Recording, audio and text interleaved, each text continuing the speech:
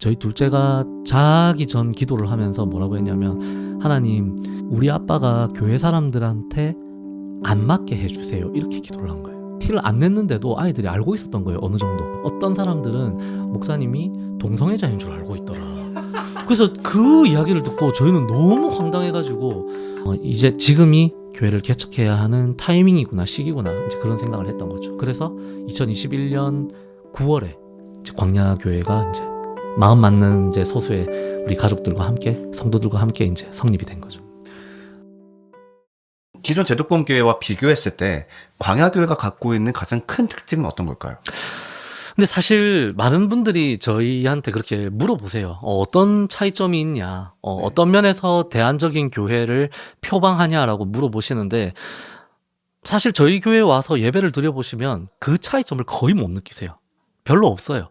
그냥 예배의 형식이라든지 예배의 진행 순서라든지 이런 거는 그냥 기성교회랑 거의 비슷해요. 왜냐면 기성교회에서 나온 사람들이지만 기성교회에서 신앙생활을 했던 사람들이기 때문에 그 틀이 크게 막 변하진 않았어요. 그런데 이제 뭐 한간에 요즘 그런 이야기 많았잖아요. 그 오무교회가 온다, 그런 이야기 있었는데, 저희는 사실 오무교회보다 더 많은 게 없거든요. 그래서 뭐 사실 직분도 없고, 저희는 딱 필요에 따라서 임시로 직분을 만들어요. 그러니까 재정을 담당해야 하는 사람들, 매년 재정부를 담당하시는 분들만 그냥 집사가 돼요. 네. 그리고 아직 뭐 장로가 세워질 규모도 아니고, 그리고 그래서 서로가 서로를 부르는 호칭도 저는 직분으로 부르지 말라고 해요. 그러니까 이제 제가 막 명령을 내리고 무조건 복종하고 이런 시스템은 아니에요. 그래서 제가 그렇게 안 했으면 좋겠다라고 해도 본인들은 그냥 본인들 편한 대로 부르세요, 사실. 그래서 서로 형제라고, 뭐 누구누구 형제라고 불렀다가 누구누구 자매라고 불렀다가 또 어떤 날은 누구누구 집사님이라고 불렀다가 뭐 무슨 권사님이라고 불렀다가 이렇게 하시거든요. 근데 이제 그렇게 하는 이유는 뭐 공감하시겠지만 직분이 계급화되는 모습을 너무 봐왔잖아요. 기성교회에서. 그래서 이제 그게 아니라는 것을 최소한 우리는 인지는 하고 있어야 된다고 저는 생각을 하고, 또 특별히 자라나고 있는 우리 아이들이 그런 모습을 보고 자라는 게 맞다고 생각하기 때문에 이제 그런 직분으로 사람 부르는 거 이런 거는 저희는 안 해요. 그리고 이제 성찬 같은 경우에도 저희는 이제 성찬의 그 연결점을 오병이어 사건에서 끌어오거든요. 그래서 이제 뭐 그런 부분들, 그리고 뭐 매주 성찬하고 이런 건 사실 또 그렇게 하는 교회들도 많고 하니까 딱히 막 그렇게 막 와 정말 특별하다, 와 정말 대단하다, 뭐 그렇게 말할 수 있는 부분은 별로 없는 것 같아요. 이제 근데 아마 좀 겸손하게 말씀하셔서 그런 것도 있겠지만 분명히 제도권 교회에서 느낀 어떤 한계점이 또 있었을 거란 말이죠. 네네. 그래서 최소한 저러면 안 되겠다는 건 있었을 것 같아요. 네. 그래서 광야교회가 가지고 있는 저러지 않는 거, 네. 뭐 방금 얘기했던 직분을 계급화하지 않는 것도 있을 것이고, 또 어떤 게 있을까요?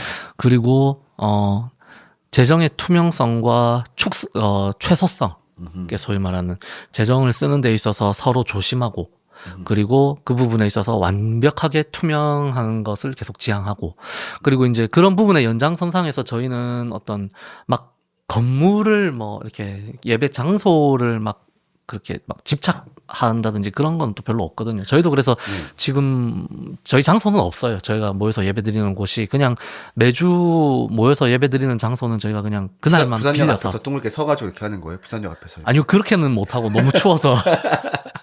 어디서 예배하고 있나요 지금? 이제 부산에 초읍이라는 동네가 있어요. 그 부산 사시는 분들은 아실 텐데 시민공원 근처에 있는 동네인데, 거기 있는 재활원에 부속 건물을 하나 빌려가지고 주일에만 몇 시간만 저희가 거기서.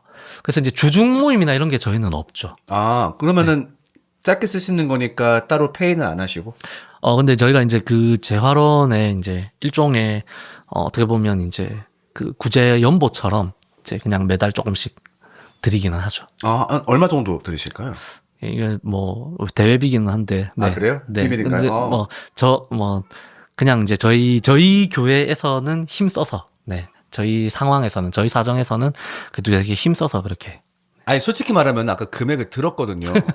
제 입장에서 뭔 생각 들었냐면은, 아니 그 돈이면은 그냥 공간을 임대를 하시지 싶을 정도의 금액을 드리신다길래 정말 그 재환호를 섬기는 마음으로, 네. 넉넉한 재정도 아닌데 그렇게 기부를 하시는 거죠. 네, 그게 맞다고 저는 생각해요. 그러니까 교회가 일반적인 어떤 사회, 다른 어떤 집단이나 공동체랑 제일 차별성을 보일 수 있는 영역 중에 하나가 저는 재정이라고 생각하거든요. 재정을 어떤 부분에 어떤 과감성을 가지고 투입할 수 있느냐를 보면 그 교회가 얼마나 건강한가를 판단할 수 있는 척도가 될 수 있다고 저는 생각을 해요. 아 근데 목사님 그 사례도 준비가 되지 않았던 시기부터 그렇게 금액을 후원했다는 거잖아요, 그렇죠? 근데 이제 뭐 제가 어쨌든 뭐 저하고 저희 아내하고 같이 열심히 일해가지고 또 가정을 부양을 해왔으니까요. 근데 이제 올해부터는 조금 바뀌었어요. 올해부터는 제가 주중에 일하는 것을 조금 줄이고 이제 교회 일을 교회에 돌볼 수 있는 그런 어떤 일들을 좀 더 하는 게 좋을 것 같다라고 제가 먼저 제안을 드렸고, 그래서 교회 가족들이 전부 만장일치로 교역자 급여를 뭐 이렇게 어느 정도 그래도 교회에서 좀 주시는 걸로, 네, 그렇게 이제 시스템이 좀 달라지긴 했습니다. 재정을 투명하게 공개한다고 하셨는데 어떤 방식으로 하세요? 뭐 매주 주보에 그 사용처를 실는 방식인 건지 아니면 뭐 광고 때마다 그걸 발표를 하시는 건지 뭐 어떤 식으로 하고 매주 하진 않아요. 그러면 이제 재정 담당하시는 분들이 너무 힘들기 때문에, 근데 올해 같은 경우에는 저희는 이제 매월 그걸 이제 그냥 투명하게 표로 그냥 아예 다 공개를 해요. 아, 그리고 광고 시간에 띄우나요?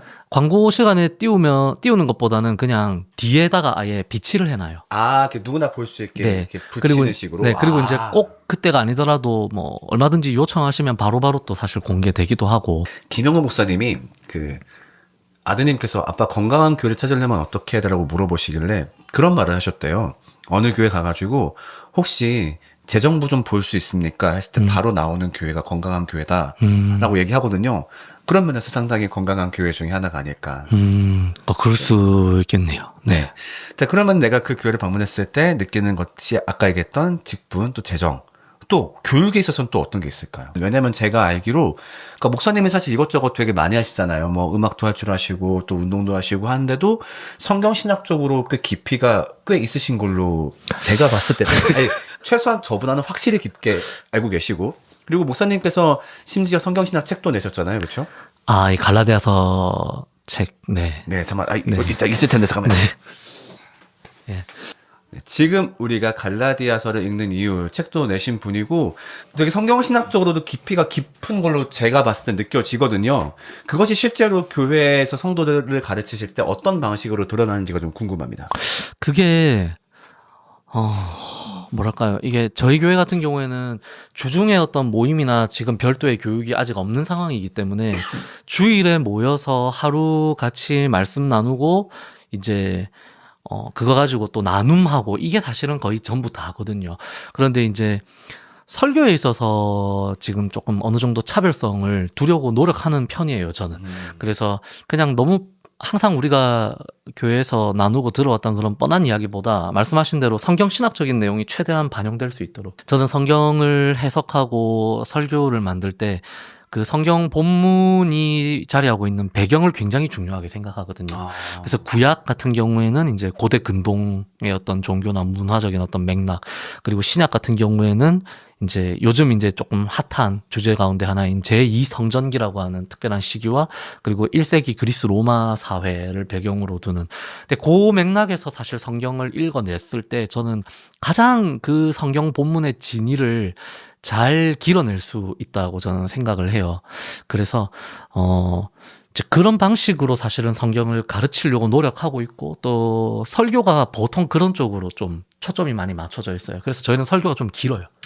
빌드업이 좀 있거든요, 설교를 할 때마다. 고대 근동 많이 관심 가지시고 연구하신다니까 한번 제가 질문 들어볼게요. 뭔가 성경신학적인 지식을 딱 말씀하실 만한 주제인 것 같아가지고, 창세기가 갖고 있는 창조설화가 지니는 가장 큰 특징이 뭔가요? 고대의 다른 창조설화들과 비교했을 때. 창세기가 다루고 있는 창조 이야기가 그 당시 고대 근동의 어떤 다른 설화나 신화들과 가장 근본적으로 보이는 차이점은 저는 인간에 대한 관점이라고 생각을 해요. 아하. 인간을 어떻게 바라보느냐, 인간에 대한 시선, 이게 저는 완전히 다르다는 걸 사실 많이 느끼거든요. 네. 인간을 바라보는 시선이 고대 근동의 신화에서는 우리 생각에서 거의 노예나 종을 바라보는 시선하고 비슷하다고 생각하시면 돼요. 그럼 그때 고대 근동 신화가 뭐 길가메시 서사시? 네, 길가메시, 이집트에도 여러 가지 신화가 있고, 어디겠나요 또? 보통 메소포타미아 신화들을 가장 많이 다루죠. 아트라하시스라든지, 길가메시라든지 여러 가지 이야기들이 있는데, 네. 이제 그 신화들을 보면 특히나 메소포타미아 신화를 보면 신들 사이에도 계급이 있거든요. 예, 상급신과 하급신이 있고 아누나키와 이기기라고 하는 이 존재들이 있는데 그래서 원래 일을 하던 존재들은 하급신이었어요. 네. 그런데 이 하급신들이 이제 뿔이 난 거예요. 야, 우리 같은 신인데 왜 우리만 자꾸 일을 하냐? 우리 너무 피곤하고 힘들다. 근데 그래서 이제 일 시키려고 만든 존재가 인간이라고 봐요. 네. 근데 이제 창세기에서는 처음부터 인간을 모든 인간이 다 하나님의 형상이라고 아예 그냥 선언을 하고 시작하거든요. 그러니까 귀족들이랑 왕만 신의 형상이 아니라 모든 인간이 다 뭐 장애가 있든 아니면 여성이든 그 당시에 사회적 약자로 분류되었던 모든 존재들도 다 똑같은 하나님의 형상이다라고 아예 선포를 하고 시작해요. 그런 어떤 근본적인 차이가 사실 있기 때문에 창세기는 뭐 어떤 창조과학이나 이런 어떤 관점으로 사실은 뭐 읽을 수는 있겠지만 그렇게 읽으면 좋지 않다고 저는 생각하는 이유가 참 맛이 안 나죠. 네, 진짜 맛을 보시려면 이제 다른 관점에서 보는 게 좋습니다. 여러분 이런 질문에 답할 수 있는 교회가 부산에 있습니다. 네, 솔직히 진짜 이런 질문에 대해서 딱딱딱 답 나올 수 있는 교회가 만나야 되겠지만 사실 뭐 우리가 현실을 알고 있잖아요, 그렇죠? 그런 점에서 정말 네 교회 주소 다시 한번 말씀해 주시죠. 네, 교회 주소는 이제 부산시 부산진구 성지로 62번 길 40 우리 신해재활원에서 신해재활원 부속 건물에서 낮 12시 반부터 예배드리고 있습니다. 네. 자, 그랬다가 최근에 이제 좀 저도 유심히 봤던 포스팅이 그런 거였어요. 그러니까 원래는 사실은 교회가 좀 더 규모 있어야 되겠다, 아니면 좀 더 공동체를 키워야 되겠다 그런 생각을 안 했었다가 좀 최근에는 좀 그런 기조를 바꾸게 되었다라는 글을 얼핏 봤었는데 한번 일단 그 내용에 대해서 한번 본인께서 설명 좀 할 수 있을까요? 이제는 시간이 저에게 주어진 시간이 그렇게 많지 않다는 생각을 요즘 많이 해요. 그래서 제가 저희 교회 가족들을 바라보고 있으면 뭐 지금도 채팅창에 남아 계시는 우리 교회 가족들 있을 수 있지만 제가 저희 교회 가족들을 바라보고 있으면 더 많은 가족들이 생겨서 더 많은 교제의 기쁨을 누리고 그리고 우리가 할 수 있는 선한 사역들의 좀 지평이 조금 더 넓어지면 좋겠다라는 생각을 요즘 되게 많이 해요. 내가 내 마음을 잘 지킬 수 있다면 좀 우리 교회가 좀 더 성장했으면 좋겠다. 그리고 나도 외부적으로 더 영향력을 가지고 부산의 광야교회라고 하는 이런 건강한 교회를 지향하는 공동체가 존재하고 있고 그래서 가나안 신자분들 중에서 다시 공동체 안에서 신앙생활을 하고 싶어하는 분들이 계시다면 부산 지역에 그런 분들이 계시다면 마음 놓고 그냥 편안하게 오실 수 있는 그냥 뭐 꼭 와서 뭐 저희의 어떤 교회의 정회원이 되고 뭐 연보를 하고 뭐 헌금을 하고 이게 아니라 그냥 언제든지 편안하게 와서 예배드릴 수 있는 공동체가 있다는 게 좀 대외적으로 더 알려졌으면 좋겠어요. 교회 추천이 들어와요. 그래서 어디 가면 좋습니까? 물론 제 머릿속에 그 지역과 지도가 있지만은 사실 부산 쪽엔 저도 잘 모르다 보니까 그래서 이참에 좀 광야교회를 소개하면 좋겠다라는 생각을 하게 됐던 거죠. 자, 그러면은 만약에 어떤 사람이 우리 광야교회에 와서 1년간 노예와 함께 한다면은 당신은 이런 변화를 경험하실 수 있을 겁니다. 가장 많이 말씀하시는 피드백 중에 하나가 뭐냐면 성경을 바라보는 관점과 시선이 달라졌다거든요. 그러니까 이전에 그냥 제도권 교회에서 바라보았던 그 관점보다 훨씬 더 이제 다양하고 좀 폭넓은 시선으로 성경을 볼 수 있게 되었다라고 말씀들을 해주세요. 예, 그리고 그게 사실 목사로서 제가 우리 광야교회 공동체에 가장 제가 잘 줄 수 있고 또 가장 주고 싶은 그런 어떤 제 지향점 중에 하나이기도 하고요. 대신에 저는 중심은 확고해야 한다고 항상 생각을 해요. 제 신앙이나 제 신학도 굉장히 좀 그런 부분에 중심을 확고하게 잡아 놓은 상태에서 최대한 넓은 스펙트럼을 지향하는 성향이기 때문에 너무 멀리 이렇게 가버리는 그런 성향은 전 안 맞거든요. 하나님이 살아계시는 분이시고 하나님이 지금도 우리를 다스리고 계시고 또 예수 그리스도가 살아계시는 하나님의 아들이시고 또 이제 그런 부분들 가장 어떤 기초적인 어떤 그런 부분들이 우리 가운데 확고하게 중심을 잡고 있으면서 그러면 우리가 성경 텍스트를 대할 때 이런 시선으로도 대할 수 있고 저런 관점으로도 대할 수 있고 그렇게 해도 얼마든지 우리의 신앙의 어떤 해가 가해지는 것이 아니라 오히려 우리 신앙을 더 넓힐 수 있는 더 그래서 세상을 바라보는 시선이 저는 성경을 바라보는 시선이 달라지면 세상을 바라보는 시선도 같이 달라진다고 생각해요. 그리고 실제로 저도 그랬고 그래서 그런 부분들을 이제 저희 광야교회는 좀 강하게 같이 누리고 있다라고 저는 말할 수 있을 것 같아요. 벌써 저희가 방송한 지 한 1시간 30분, 40분 그렇게 된 것 같아요. 좀 어떻게, 좀 이런 얘기 좀 했어야 됐는데 아쉽다. 그런 건 혹시 없을까요? 제가 지금 보고 계시는 구독자분들에게 드리고 싶은 이야기는 저는 그래요. 그 처음에 일단 어떤 사람이 저에게 연락이 와서 지금 교회가 좀 너무 힘든데 광야교회로 가려고 한다라고 이야기를 하면 저희가 처음에 하는 말은 일단 그 교회에서 더 버티시라는 말이거든요. 저는 그게 일단은 맞다고 생각을 해요. 그러니까 우리가 교회 공동체를 결정하는 데 있어서 이쪽 좋다더라, 이쪽이 좀 더 건강하다더라, 그런 어떤 평가만을 가지고 바로바로 쉽게 옮길 수 있는 게 저는 교회는 아니라고 생각해요. 하나님께서 그 교회에 나의 자리를 지금 두고 계시는 것은 분명히 하나님의 뜻이 있다고 생각을 하는데, 그래서 저는 최대한 버티되 도저히 이거는 못 견디겠다라는 판단이 서면 저희 교회에 오라고 저는 보통 그렇게 권면을 하거든요. 제가 지금 드리고 싶은 이야기는 뭐냐면, 저희 교회 물론 좋은 교회고 부산 지역에 계시는 분들 중에 오고 싶은 분 계시면 많이 왔으면 좋겠어요. 그렇지만 그것보다 더 중요한 건 지금 지키고 계시는 그 자리에서 조금 더 버티고 조금 더 최선을 다해서. 이분이 지금 네. 이 급한 상황에서 왜 오라 얘기해야지 그냥. 왜냐면 저도 그렇게 해본 경험이 있으니까. 제가 교회에서 그 쫓겨나는 그 과정 중에 제가 비로소 알게 된 게 하나가 있었어요. 그게 뭐냐면 내가 진짜 교회를 사랑하는구나 였어요. 저는 제가 목사로 수년을 그때 이미 살았지만 제 안에 완벽한 확신은 없었던 것 같아요. 내가 정말 교회를 사랑하나? 아니면 그냥 내가 사역하는 환경이기 때문에 내가 그냥 이곳을 좋아하는 건가? 하는 어떤 그런 100% 확신이 사실 그때는 제 안에 없었던 것 같아요. 그런데 교회에서 공격을 받고, 교회에서 미움을 받고, 교회에서 증오의 대상이 되고, 교회로부터 상처를 입었음에도 불구하고, 그럼에도 불구하고 제가 새벽마다 저를 욕하는 그 권사님 목소리를 들으면서 같이 그 자리에서 그 권사님을 위해서 기도하고 있는 제 모습을 보았을 때 비로소 그때 알았어요. 나는 진짜 교회를 사랑하는 사람이구나. 그렇기 때문에 나가서 교회를 개척해도 괜찮겠구나 라는 생각을 그때 했어요. 그래서 여러분들도 그런 마음을 같이 좀 이렇게 누리셨으면 좋겠어요. 네. 그렇게 하다가도 도저히 안 되면 언제든지 저희 광야교회에 오시고 저를 찾아주시면 감사하겠습니다. 네.